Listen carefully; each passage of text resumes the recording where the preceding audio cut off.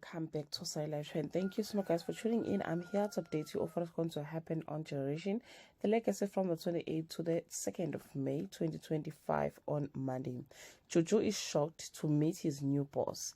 Sam is getting tired of taking all the heat. Kia hides her true reason for asking Dao a favor on Tuesday. Lulu won't let some rich kid tell her what's what. Figgy advises her friend to own what she's doing. Jack makes it clear his family is off limits on Wednesday.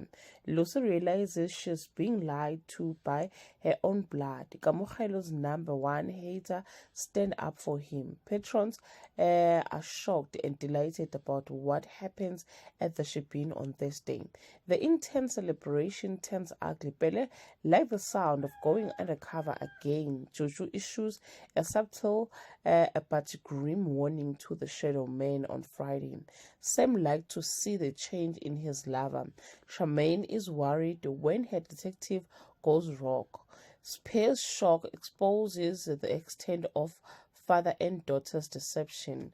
Well, guys, that's all I have for today. You can leave your comment below and share your opinion. Bye.